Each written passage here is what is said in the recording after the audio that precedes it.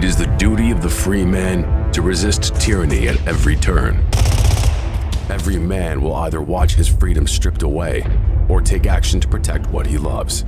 Introducing the A3, the newest revolutionary body armor from Armored Republic. The A3 is the new standard for lightweight multi-hit body armor. A3 plates are incredibly light at 4.6 pounds. The patented design captures fragmentation while remaining multi-hit capable. The A3 will stop up to M80 ball, yet comes in at only 0.7 inches thick. The A3 is the thinnest NIJ.06 compliant or certified composite standalone plate that includes the drop test. The A3 is the first of its kind, patent pending, that combines an alloy strike face with polyethylene backing, revolutionizing body armor technology by providing strength and durability while remaining sleek and maneuverable. The A3 is the new standard in lightweight body armor. The fight against tyranny just got stronger.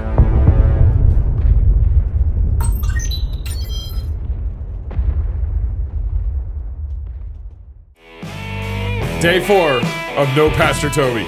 No, day 3. He's that's on not Monday. Pastor Toby? That's not Pastor Toby. Oh. Hey, y'all. It's Thursday. Welcome to Cross Politic.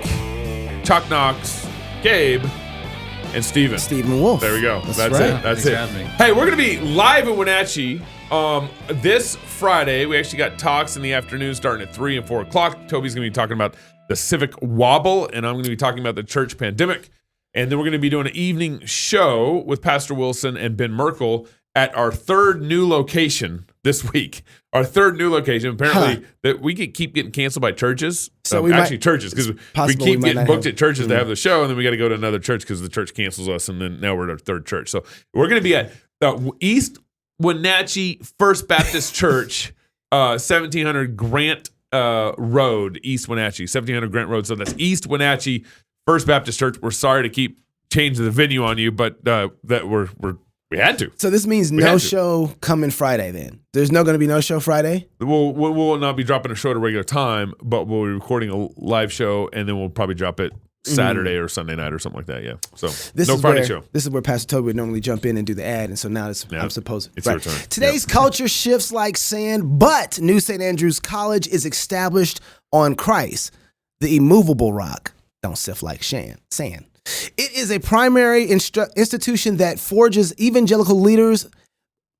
Oh, I'm sorry. This is why Pastor Toby does this. This is it's because premier and so or primary. You know what? I mean, you can do primary. You know what it, primary or premier. No, what it is that I didn't get my James White on, and that's the problem. Yeah, it is a primary institution that forges evangelical leaders who don't fear or hate the world. Guided by God's word, they take the world back because they're equipped with the genius of classical liberal arts and God-honoring wisdom. See what happens when I get my James White on? Much better. Yeah. You slowed down. You took a breath. Thanks to the faculty that are dedicated to academic rigor and to God's kingdom. Find out more at nsa.edu. That's nsa.edu. I said of course, that part. as you guys already know, Stephen Wolfe's in the house, and he's got a book coming out called "The Case for Christian Nationalism."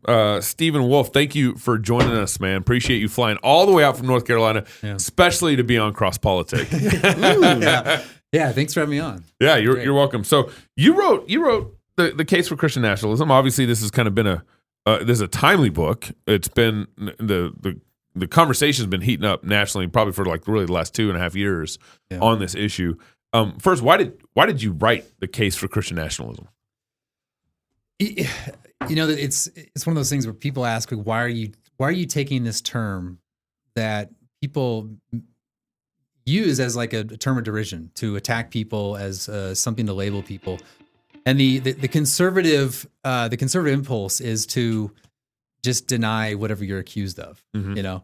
But as I thought about it, like, what do Christians need as what do we need to act in this world to actually take our institutions, our public institutions, for Christ, to order this earthly life to heavenly life? Well, we need this assertive will to do that.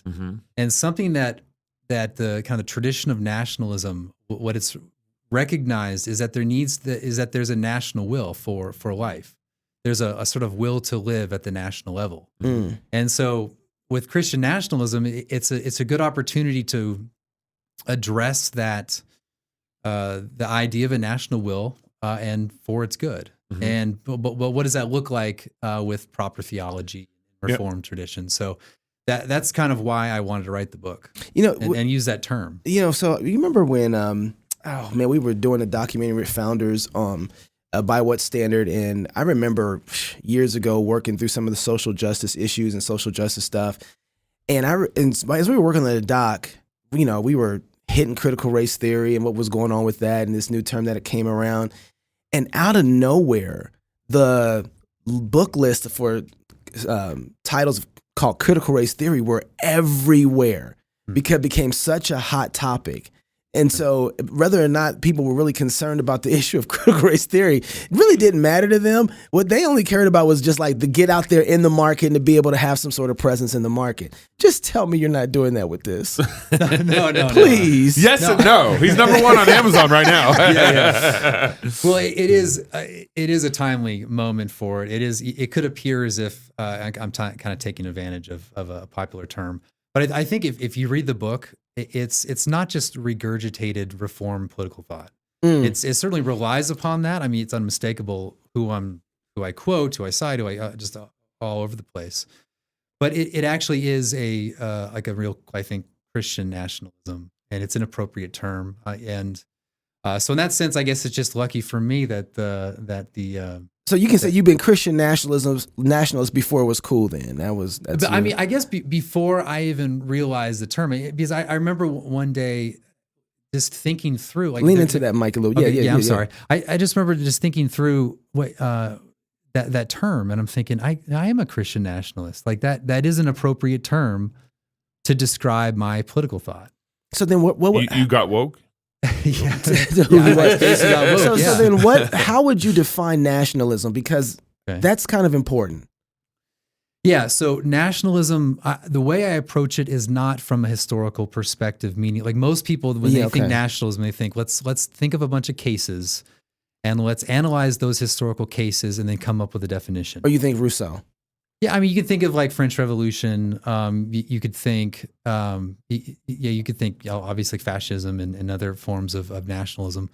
But that's not how I approached it. As I take it, the ism of nationalism is a nation who's self-conscious of itself as a nation. So there's a kind of a collective sense of we, that we as a people, as a collective entity exist. And then it's saying we are then going to arrange ourselves for our good. And that good includes earthly and heavenly life. So that's the definition I'm using. So when people think nationalism, they expect me to denounce fascism and all these things. But that's really not the perspective I'm coming from. So are you defining then really a nation? It's a sort of thing a nation does. It's like when you have a nation, it's, again, like I said, people are aware of ourselves or themselves as a people, and they say, well, as a people, we want our good. Like we want to seek our good, and in that sense, that like the definition isn't that like interesting itself, because people like nations create governments, and what do they do that for? Well, they order themselves for their good. And I'm just saying, well, what's unique about it is that it's a Christian nationalism, where we're not just seeking our temporal good, we're also seeking our heavenly good as a people. So, are you using can you use, in your way of thinking, nationalism and nation kind of interchangeably or sort of synonymous almost? No, I think you can talk about the nation as itself, apart from the nationalism. I mean, it's one of those things where, they kind of go together well, but I think you can separate them. And that's what I do in the book. What would you say when, are we a Christian nation? What would you say, should we be a Christian nation versus, do we want some Christian nationalism? Are you making a distinction there?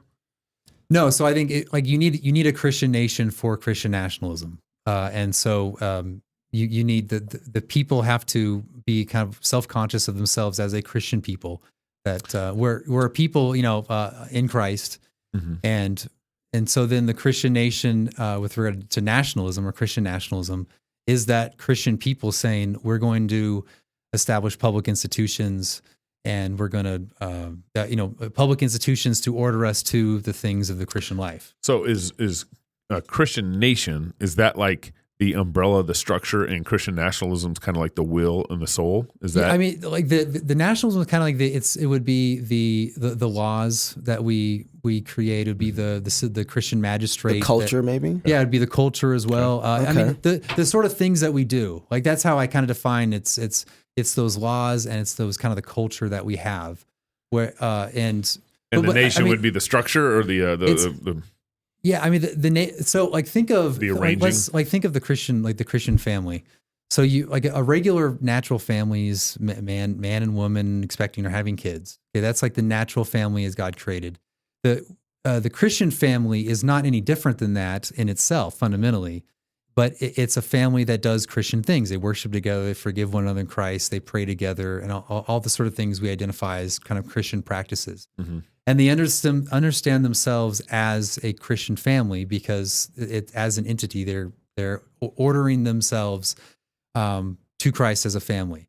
And when I say that will to be a Christian family in action, like what you actually do, that's the sort of like Christian familyism, I guess you can call it. Does that make sense? I mean, I know like the distinction's not obvious. We just call it Presbyterianism. I know it's kind of an academic distinction, but I just think it's important that we have to first like have this like self-identification as a Christian family, and then analogously to the nation itself.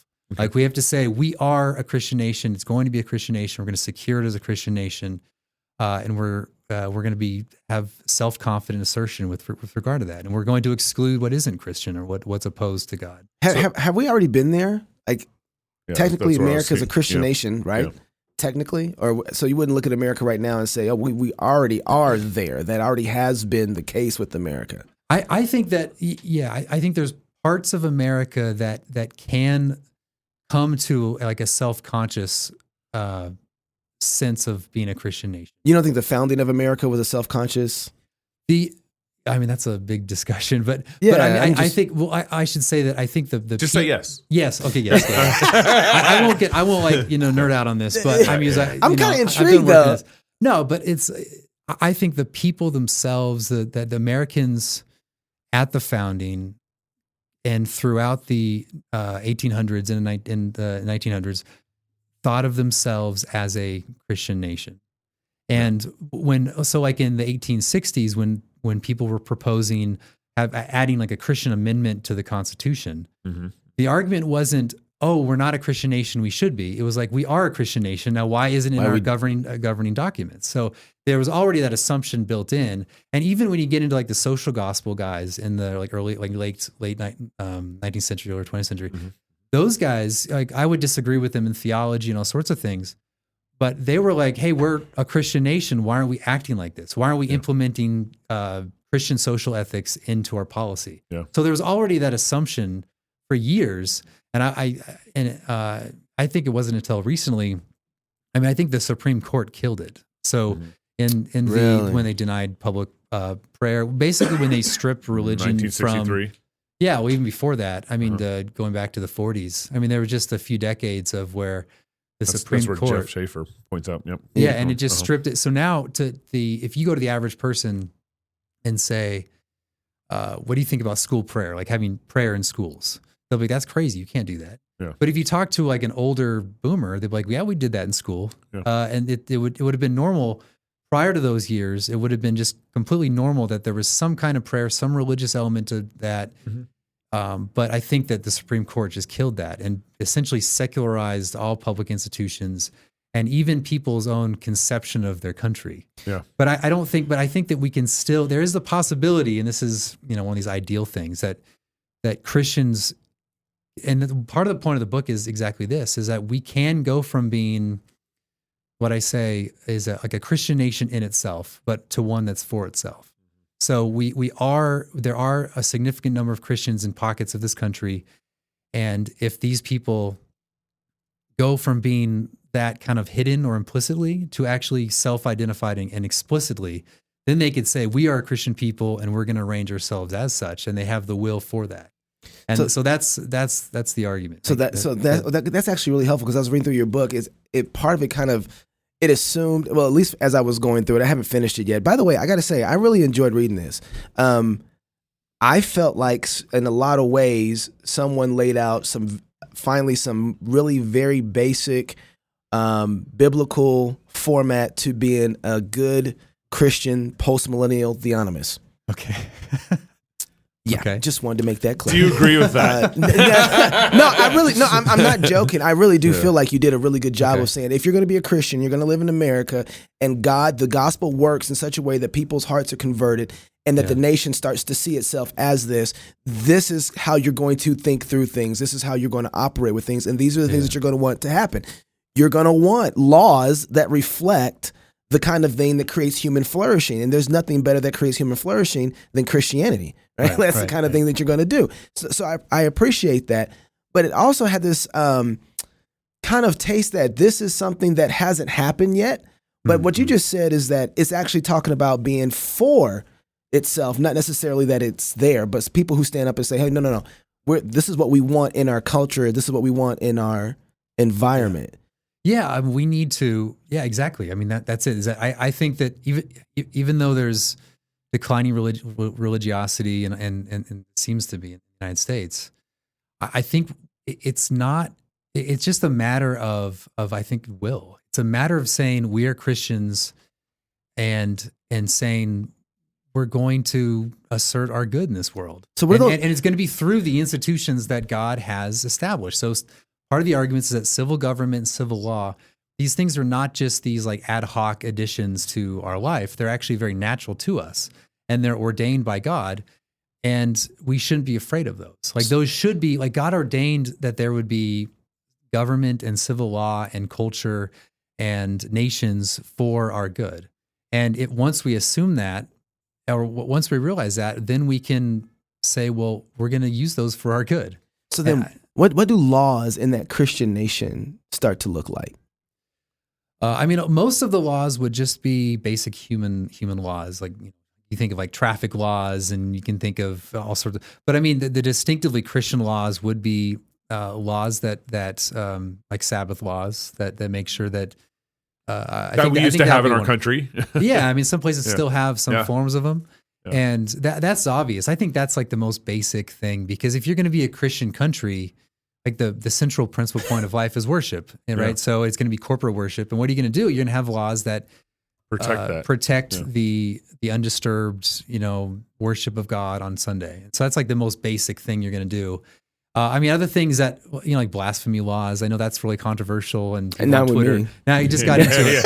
But no, we got excited about it when we saw that. We're like, see what I'm saying? You're doing really good here, Stephen. Right? You're doing great now. You are in Moscow right now. No, I mean, there should be, but this is the thing, is that one of I guess the place I differ from probably more typical theonomic position is I think that each place can have its own set of laws that are very characteristic of that place. Mm-hmm. So in America, we have a long tradition of religious liberty, and I think that as Americans, it would be odd to go to like Geneva, like go back to Geneva. That wouldn't fit with. I mean, at least it doesn't seem it would fit. Mm-hmm. But I think we could. Go back to like the founding era, where you did have some established churches and states, like de facto establishments, where you did have blasphemy laws, you did have Sabbath laws, and there was this Christian self-conception. And so I think as Americans, we can return to that sort of thing. But whereas other countries, that would look different because it's still of their own characteristics. Be based on God's law. I don't see the problem. There's no distinction between it'd still be based on God's law. It's just kind of good and necessary consequence in that nation. Okay. I'm following more like King Alfred, how he set up. He had the land, the law that was there in the land. He had Deuteronomic law, and then there was, of course, how we merge this together and figure out what works for us and the people of the land, and keeping with God's law that's there as well. So I don't have a problem. But God's law is the foundation for how that looks still, whether you're in the U.S. or in Russia. Yeah, right. Yeah, because the law, God's moral law is the only rule to life and happiness. Yeah. And so if you use if nothing else, if you use some other standard, you guys like that word standard, right? I see what you did. Use standard? What's up now? If you use any other standard to create law, you're actually going to harm people, because the only thing that's actually good is going to be God's moral law. So every civil law has to be a determination based upon that moral. Well, you preaching to me, brother. I don't know what you're talking. Go out and get this book right now. I don't care what you're doing. So, but the common response is, well, why does your religion get to dictate what happens in our country? Why does the Christian religion get to dictate? Why we should be more secular so all the religions feel happy? Yeah. Well, I mean, I guess that walk into it. Walk into the trap. Walk into the trap. Well, no. Again, that's our secularist impulse, and that's what was, I think, once in this country not a common impulse, but within the last few decades, that's become the standard response. Is that wait, we don't do that, and so most Christian, so just recently, I was talking about this book with someone I just met. It was a Christian. And he's like a Baptist. I just, talked to him, and he, I said, yeah, I wrote this book on Christian nationalism, and he's like, oh yeah, he's like, I'd love to have a Christian society and Christian this and that. But then we kind of got into it, and I was like, well, no, I'm talking about like using civil power to sustain this, like to use law, and that we're going to say, no, this land, this piece of dirt is Christian dirt in a sense, and we're going to keep it that way. And no one's going to change it. Like, they have that kind of resolve. Yeah. And at first he's like, whoa, you're taking it back. But then he thought about it, and he's like, oh, I like that. But no one's actually made that step. Everyone kind of likes the idea, not everyone, but many people like the idea of a Christian country, Christian society, Christian morals, all that. But then you say, wait, that takes power. Like, if you're going to have a public school, you have to say this is a Christian, this is going to have some kind of role in catechizing. It could whatever that's going to be. Yeah. But and that's it. And there can be exceptions and exemptions. So if someone's not a Christian, you don't force someone to be a Christian. Obviously, you can't do that. But if someone's Jewish or Muslim, they can go to that public school, but it is a Christian school. Yeah. And we could be tolerant and allow exceptions. So but nevertheless, like the norm, like the way we approach it is that today is that there's the secularist norm. And we're the Christians who, we need our exemption. We're the exemption. We need our exemption. Yeah. We need our exception. And that's how we frame everything. And it's a matter of switching that and say, no, Christianity is the norm of these institutions, and you're the exception. Right. Like, you're the exemption. You talk to me about the exemptions, and having that kind of assertiveness is exactly what I'm trying to say. Knox, real quick, let me read this ad. Okay, go ahead. Because I want to turn the corner here on this one. Armored Republic. The mission of Armored Republic is to honor Christ by equipping freemen with tools of liberty necessary to preserve God-given rights. We're talking about this, Stephen. In the Armored Republic, there is no king but Christ. We are free craftsmen. Body armor is a tool of liberty. We create tools of liberty. Free men must remain ever vigilant against tyranny wherever it appears. God has given us the tools of liberty needed to defend the rights that are bestowed upon us in a Christian republic. Armored Republic is honored to offer you those tools. Visit them at AR500Armor, AR500Armor.com. And Christmas is coming up. I mean, come on, y'all. Armored Republic. Okay, so I got to ask, how are you going to, as I was reading through there's two things I want to talk to you about. I want to talk about ethnicity. That's a huge part of it. Yeah. But the other thing I want to do, I think there's this part where even Christians who want Christian laws, or at least laws that they wouldn't say Christian laws that are morally, have virtue in them, laws that have virtue in them. They are going to have a hard time signing up for what you're talking about because they have theological problems that won't allow them to jump on board with things like maybe even the death penalty or Sabbatarian laws, or are we killing people because they're picking up sticks? Theologically, when you talk about protecting religion or promoting the true religion that's out there, are we talking about Rick Warren, Joe Osteen? Which Christianity is going to be lifted up to make these laws, and which Christianity is going to be? And why is this Presbyterianism? Are we going John MacArthur, or are we going R.C. Sproul? Who gets promoted in this? So again, this is you establish the principles, and then you see what it's like on the ground. And and that's probably, have you seen history? Yeah, I know. Off with the infidels. Yeah. Well, I mean, part of the book is I just state the principles really, really up front. Yeah. I wait till, you have to wait till the end to hear that it's okay. You gotta, be prudent about these things. But obviously there's going to be some like dead weight in this. So I think there can be, like in the American tradition, there can be a pan-Protestantism, by which I mean that the good thing about Apostles' Creed is the basis, is the agreement, minimal agreement. Because Protestants, as opposed to like Roman Catholics, we can say you're Baptist, we disagree, we go to different churches, but we're still brothers in Christ. There's no like central institution that we have to all align with, the Pope or whatever. And so we can all together say this order, this place. It may not be Presbyterian, may not be Anglican, may not be Baptist, whatever, but it's Protestant. And there's also Roman Catholics, so we could just say Christian. But and that would be kind of, I think, you just made the Baptist brothers mad when you called Roman Catholics Christians. There you go. So you already did it. Stephen, can I push back just a little bit on this? Because so then you got people who are looking at the law being instituted and say, what are you doing? The law is abolished. Why are you trying to use it in the civil magistrate? You got a lot of people that come from that dispensational side, large part of America. How do you, even though you have this, we're Christian and that's identity there, how do you get them to then start using things that their theology says is abolished? Well, I mean, if we're able, they would just be tolerated dead weight. Pretty much.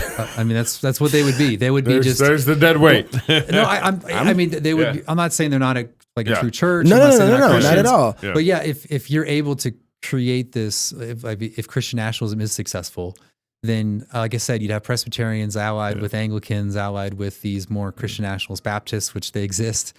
And the people who would oppose or not be comfortable with that would just be tolerated. Yeah. And that's it. So, and I mean, like practically, how do we bring that about? It's like part of the reason for this book and the conversation is hopefully convincing a large enough amount of people. Yeah. And I'm hoping that, I mean, if this did happen, you'd think that Christians would look around and say, yeah, I mean, I'd rather be in a Christian society than a non-Christian society. I mean, you'd think that like people would just, it surprises me to hear.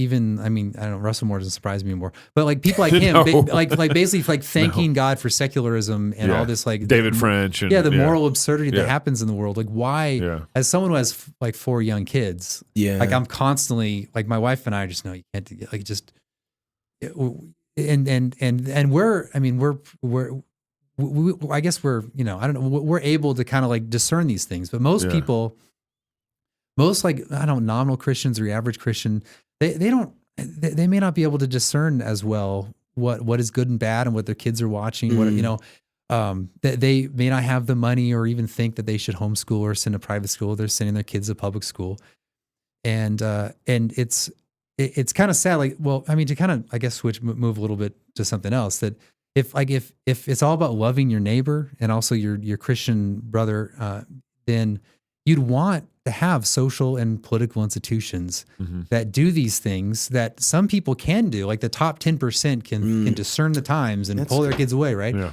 But most people can't do that. That's just the reality. Like most people are average, Yeah, right.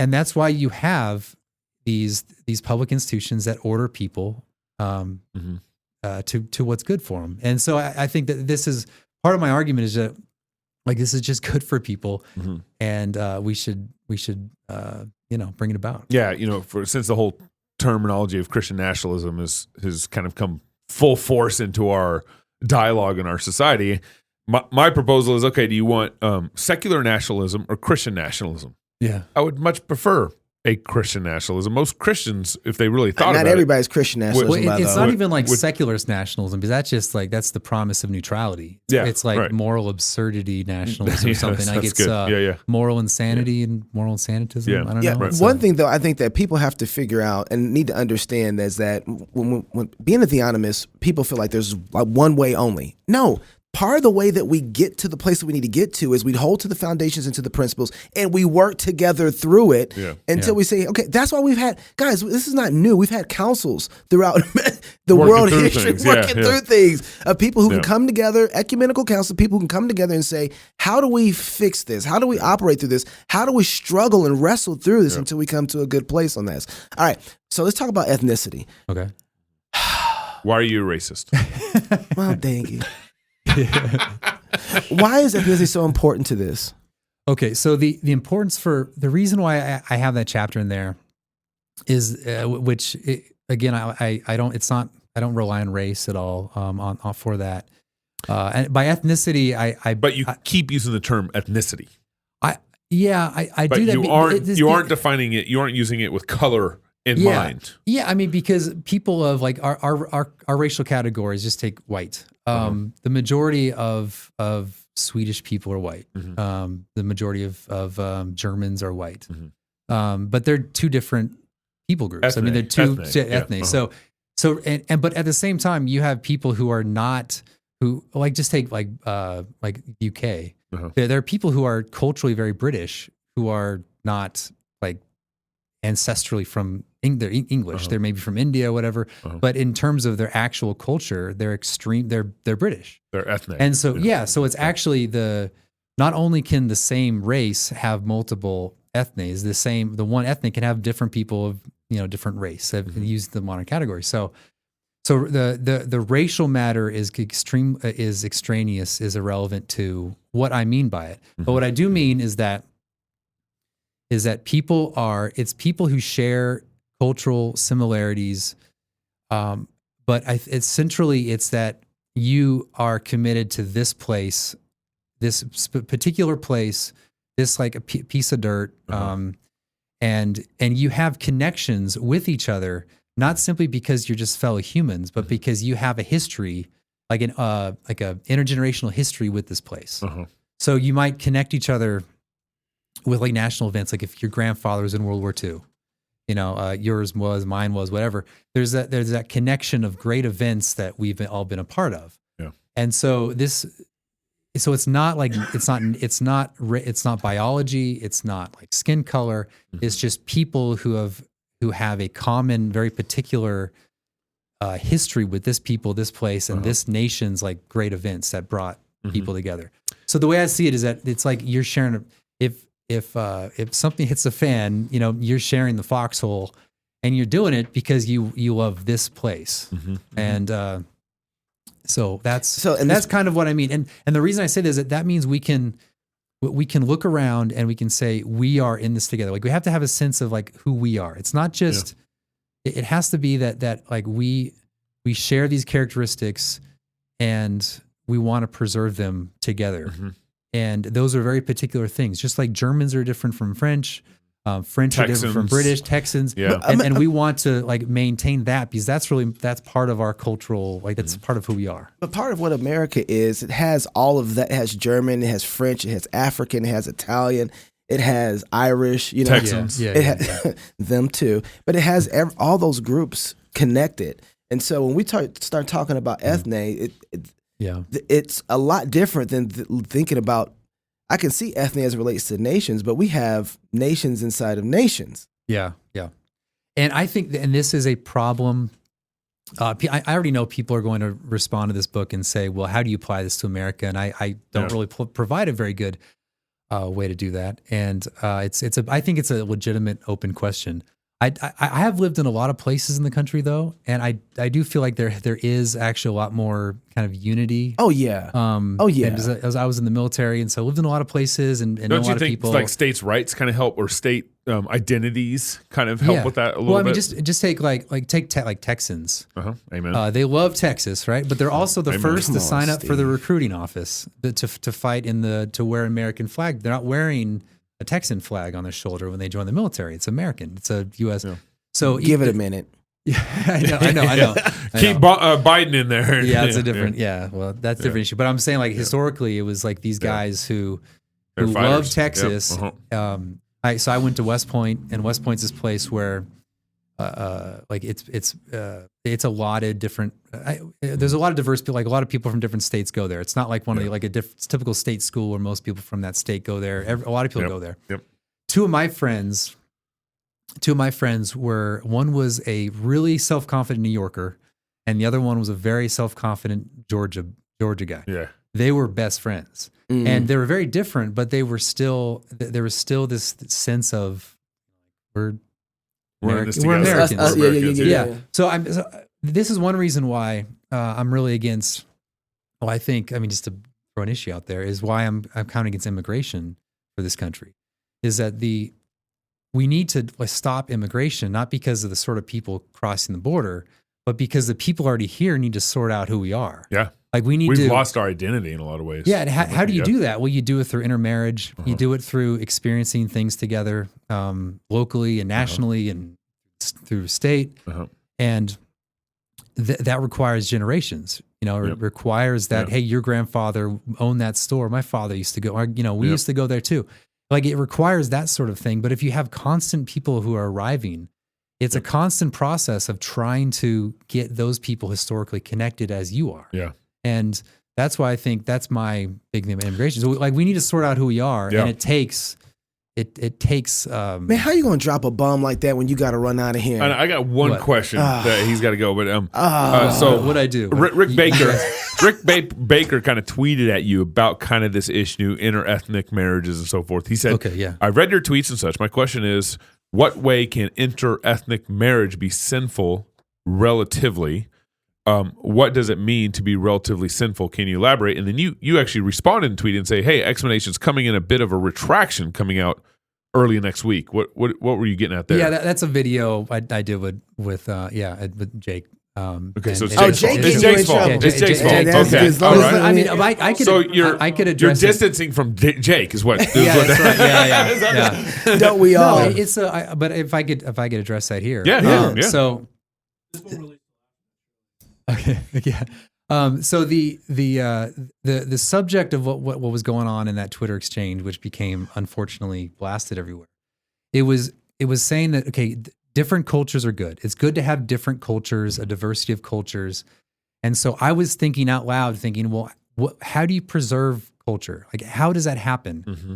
Well, it happens through marriage, where you share a common culture and you pass that culture on to your children. I mean, much of parenting is you just socializing them into the kind of way of life of your own way of life.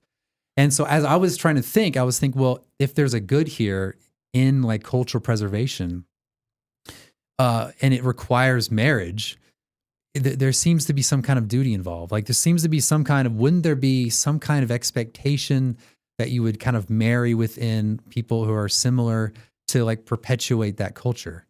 And this is when I started thinking morally out loud. You don't want to say that any marriage in particular is immoral in itself, because that's false. So then there must be sort of like relatively sinful in some way.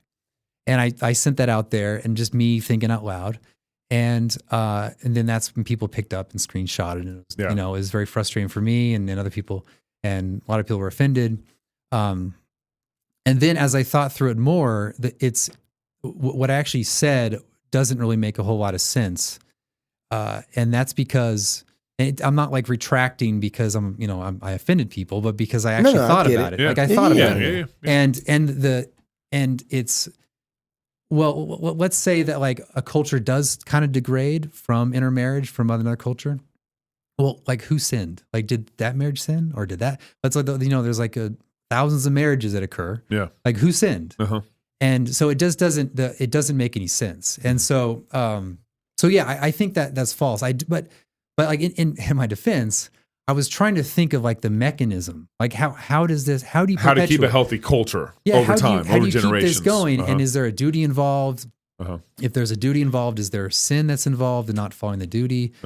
And so that's what I was trying to get at. I think there's a for me, the guideline has always been, and I guess I know you would probably agree with me, but I would disagree that there's no such thing as a immoral marriage. I would say the one that doesn't marry a Christian who doesn't marry another Christian. They have sinned, right? That's right. You're supposed to. Yeah. That would be an immoral marriage. You married an unbeliever. Yeah, but that would actually be a relative sin, because it like what I mean by absolute sin is that no, it's like an invalid marriage, right? Yeah. But you guys, I mean, if it would be a sin, but you wouldn't want to say, oh, it's not a real marriage. Yeah. Right. You'd say, yeah, you guys sinned in marrying, but we're not going to we're not going to break up the covenant. Yeah, but it was your kids will still be holy. I just wanted to know that, right? Yeah, like a good Presbyterian, right? Right. That's helpful. It seems like to me, the conversation more on the ethne side of things. I get what you're getting at. I feel like the antithesis or the way of talking about it is better to talk about it in, let's say, in terms of covenant instead of ethne. Because we're talking about the covenant people of God. Well, the way to have a good community is to covenant with each other, and grow up in those traditions and in those local traditions and that local kind of understanding of who we are as a people, versus ethne. Yeah, I guess that your critique is the use of terms is confusing. And that's fair. Or that he just disagrees with them. No, I mean, I understand about rooting down, having a people, having a story, having a history with these people. Marrying someone kind of in those traditions is that all makes sense. But to me, I want to kind of pin everything on covenant, because that's a tie that binds in a way that race, ethne. That doesn't. But what I'm getting by like ethnicity is it's a religion infused one.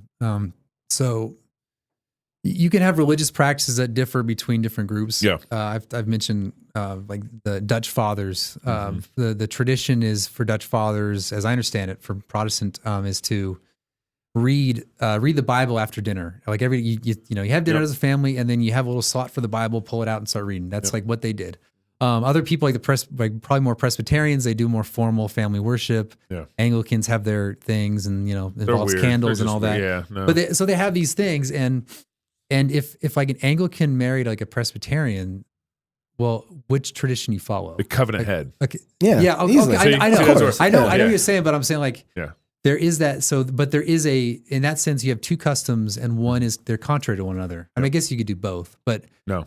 Okay. Who's the husband? Who's the husband? Okay, I know what I'm saying, but there is something lost, and you actually have, so where something has to shift. Something has to change. Like you have to choose one or the other, and that's kind of my point. Is that if you have the same general kind of, this isn't just for religious life. There's other aspects of culture too that you pass on. I was talking, and one of the things that this conversation's brought up was like good faith people who are like, one woman said, I married a Greek man. And she was saying that, I feel my kids are not going to be Greek, and I love the Greek culture, but because she's not Greek, they're not going to marry Greeks. And it's like that culture that he has, the father, it's going away. Is going to eliminate within like one generation. It's because he's not a strong head. That's why. Well, okay, Get back to that covenant head. I don't know. That's a problem. I'm gonna tell you something. My culture's so good. I don't care what color my kids are. It's coming through, baby. I'm gonna tell you that right now. That's right, baby. If you're single, get married. Oh, listen, you gotta go out and buy this book right now. It's a good book. You need to really read helpful. it. Absolutely. We need to be working through this. If you're single, get married. If you're married, have you some kids. If you have kids, go baptize them. Until Monday, love God with all your heart, soul, mind, and strength. Love your neighbor as yourself. Go fight, laugh, and feast. This is Cross Politics. Hey, Stephen, thank you for being here, man. Thank you so much, man. That was good. Yeah. While God created the world, the morning stars sang together. After God delivered Israel through the Red Sea, Moses and Miriam led the people in singing. God destroyed Israel's enemies under King Jehoshaphat, while the choir sang. When Jesus was born, the angels sang, and before going to the cross, he sang. God rejoices over us with singing, and one of the only things we know for certain that everyone will be doing in heaven is singing. At New St. Andrews College, we understand that music is not an elective. It is central to our being and identity. We endeavor to train all our students in a joyful and robust musical literacy that will help them shape culture in a Christ-like direction wherever they go. Additionally, we offer the Certificate of Music in conjunction with our bachelor's degree in liberal arts and culture for students who desire extra music training beyond the regular music courses they will take as a part of the core curriculum. In the certificate program, you won't simply appreciate music or listen to it or talk about it. You will do music. You will study it, Analyze it, read it, write it, sing it, and play it. You will receive private instruction in your primary instrument, as well as secondary lessons in voice, piano, conducting, and other instruments. You will receive a solid foundation in music theory and analysis. You will study music history, church music, and music pedagogy. And when you graduate, you will leave with the ability to sing, play, understand, and steward music in whatever church or community you plant yourself. I'm Dr. David Erb, and this is the Certificate of Music at New St. Andrews College. Home.